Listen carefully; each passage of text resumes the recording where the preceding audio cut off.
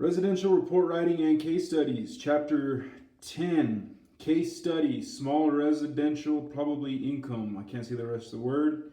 Chapter overview.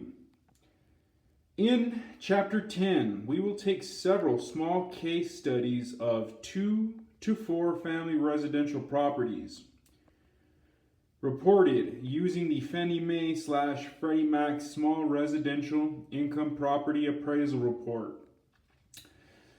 SRIPAR or 1025 form.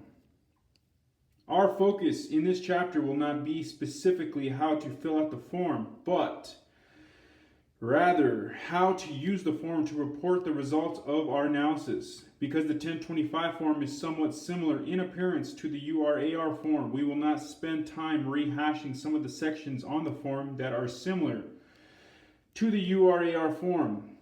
Subject section, neighborhood section, site section, etc. Instead, we will address those analyses that are specific to the appraisal of 2 to 4 unit properties, including support for the appraisers of market rent and the units of comparison that are used in the sales comparison approach. Along the way, we will review some terminology, methods, and techniques that are unique to the valuation of 2 to 4 family residential properties. Here is a blank 1025 form that you can download and print. End of page.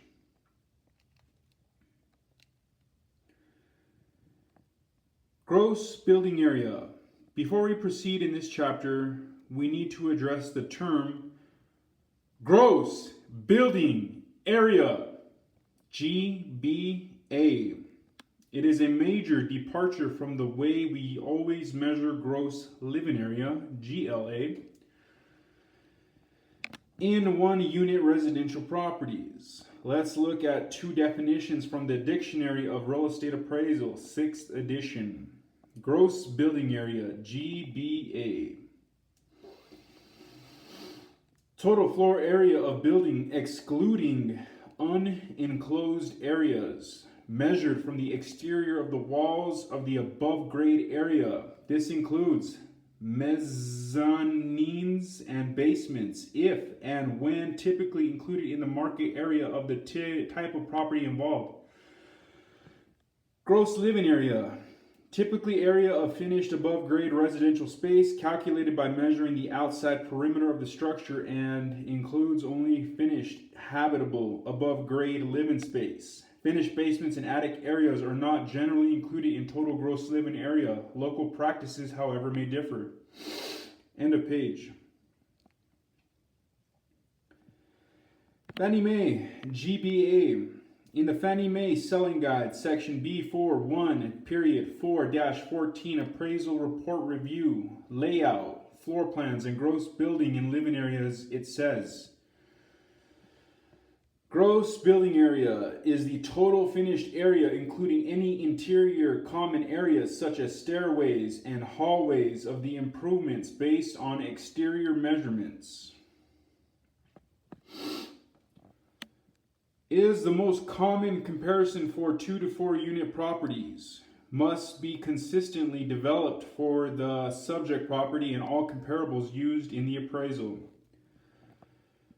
Must include all finished above grade and below grade level areas and counting all interior common areas such as stairways, hallways, storage rooms, etc.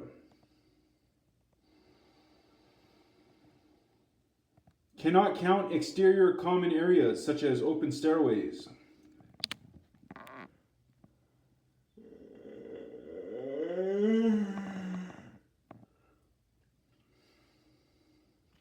Fannie Mae will accept the use of other comparisons for 2 to 4 unit properties, such as the total above grade and below grade areas provided by the appraiser. Explains the reasons he or she did not use a gross building area comparison, and clearly describes the comparisons that were made. So unlike gross living area, GLA, basement areas can be included in GBA. Some appraisers become so accustomed to working with GLA that they will make the mistake of not including a basement apartment in the GBA when appraising a 2 to 4 family property. However, unfinished basement areas should not be included in GBA. When using the 1025 form, we need to specifically use gross building area. GBA is calculated from the outside walls and does include enclosed but unfinished areas. Think of the typical 2-story building with 4 apartments. There may be space in hallways and common foyer areas. There may be unheated storage rooms or mechanical rooms that would be included in GBA, but they would not be included in GLA for a single family home. Here's a summary comparison of GBA and GLA. Unheated space included in GBA, yes. In GLA, no. Finished basement space included in GBA, yes. In GLA, no.